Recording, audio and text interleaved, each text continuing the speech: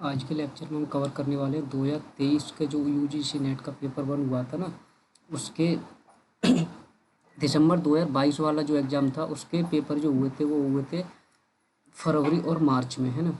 तो सारे set set को हम जो है वो यहाँ पे 1 बाय 1 डिस्कस करने वाले हैं, ठीक है। तो पहला क्वेश्चन है, अब देखो क्वेश्चन क्या, पहले तो टेबल ही देख लेते हैं। डीआई आया था सबसे पहले, तो डीआई को ही सॉल्व कर लेते हैं। सबसे पहले तो हमें ये टेबल फिल करनी होगी।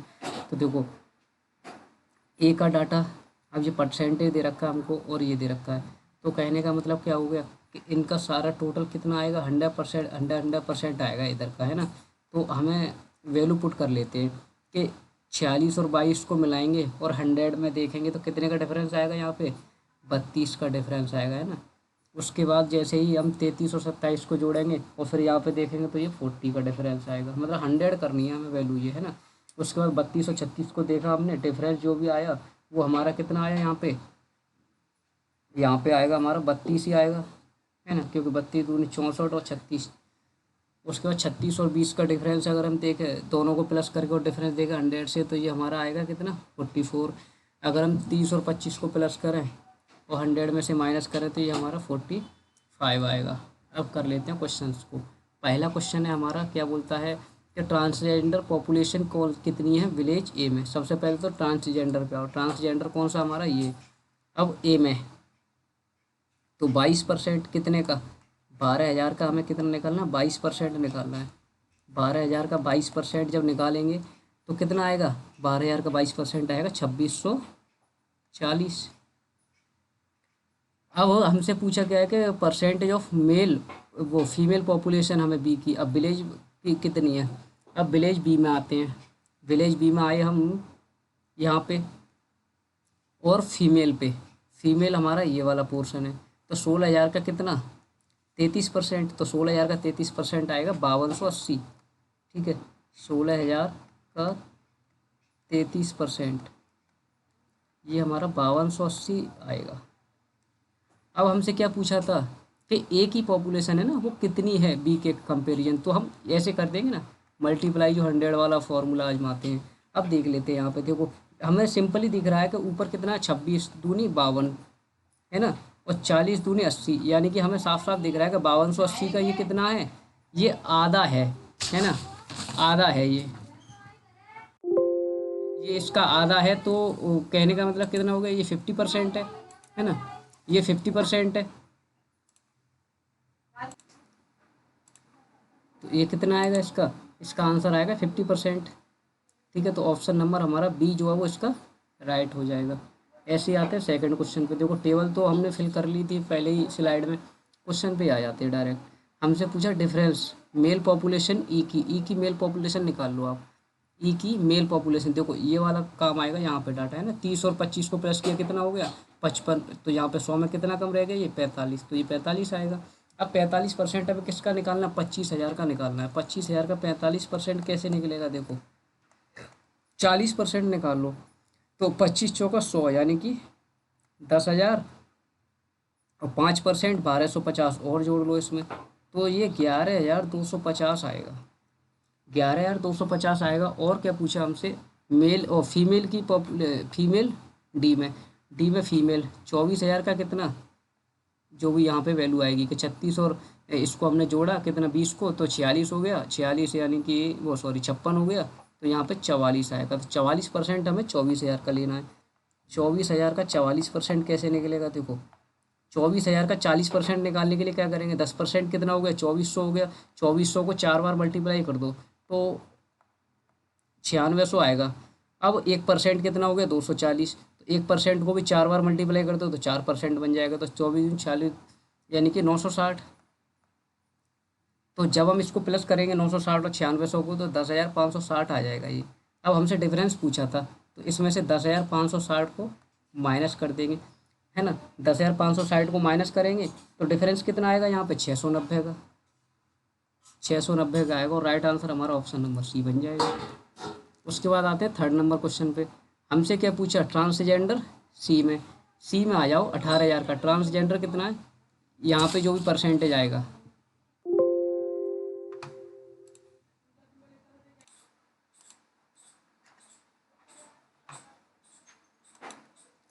तो कितना आएगा देखो, 3236 को अगर प्लस करते हैं तो ये बनता है हमारा 68। 68 और 100 में डिफरेंस अगर हम देखें तो कितना आएगा 32 का।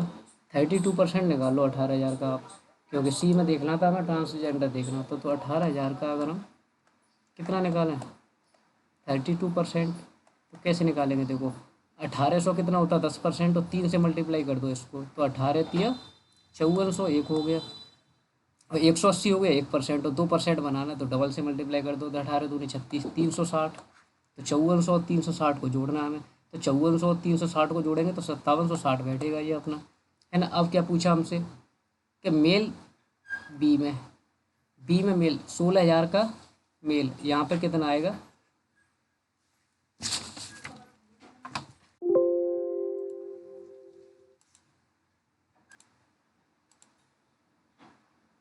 तो यहाँ पे आएगा देखो 3327 को प्लस करेंगे तो कितना होगा, ये बनेगा अपना 60, तो ये 40 आएगा यहाँ पे। तो 16,000 का 40% भी निकाल लो आप, 16,000 का 40 निकालेंगे तो कितना होगा, ये 16 चौका 6400 होगा। अब हमसे क्या पूछा, इनका रेशियो पूछा, तो 5760 और रेशियो 6400।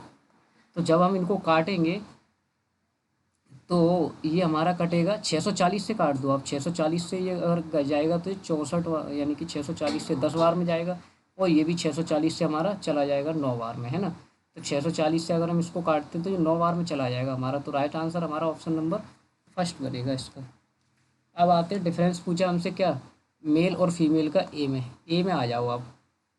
अब देखो बेस तो सेम है ना, देखो मेल कह लो चाहे फीमेल कह लो, है ना, ए में। तो देखो 46% भी हमें 12,000 का ही निकालना हो, जो भी यहाँ पे वैल्यू होगी वो भी हमें 12 इसका ही निकालना है। तो क्यों ना हम यहाँ पे डिफरेंस लेके 12,000 का नहीं लें, है ना, ऐसे भी तो चल जाएगा काम। तो 46 और 22 को जोड़ेंगे तो कितना होगा, देखो 60 नहीं 70 हो गया, वो 70 क्यों 68 हो गया, 68 और यानी कि 32 आएगा यहाँ पे। तो 32 और 46 का डिफरेंस ले लो आप, कितना हो गया 8 और 6 14% हो गया। तो 12,000 का सीधा सीधा 14% निकाल दो, वही आंसर हो जाएगा, है ना। तो 12,000 का देखो 1200 तो एक हो गया, 4% और निकालेंगे 120 हो गया 1%, तो 12 चौके 48 यानी कि 480 और जोड़ लो, तो 12 और 4 1680 हो गया। इसका right answer option number D बन जाएगा। डी आई का लास्ट क्वेश्चन करते हैं कि फीमेल निकालने में बी और डी के, फीमेल बी और डी के निकालने के लिए क्या करेंगे हम, देखो 16,000 के 33%, 16,000 का 33% हमने कहीं पे निकाला था, देखो 16,000 का 33% निकाला था हमने कहीं पे, 16,000 का 33% यहीं पे निकाला था हमने, कितना हुआ था 5280। तो डायरेक्टली लिख लेते हैं हम कि बी का कितना हो गया 5280। अब क्या निकालना हमें, डी का निकालना है, क्या फीमेल। तो डी 24,000 का कितना, 24,000 का हमें निकालना है फीमेल, यानी कि जो यहाँ पे परसेंटेज होगा वो वाला ना, तो 44% होगा ना यहाँ पे, तो 44 था, तो 44%, 24,000 का 44 हमने कहीं पे निकाला था, 24 का 44% ये भी निकाला था, 10,560 हो गया। तो 10,560 को इसमें जोड़ लेंगे।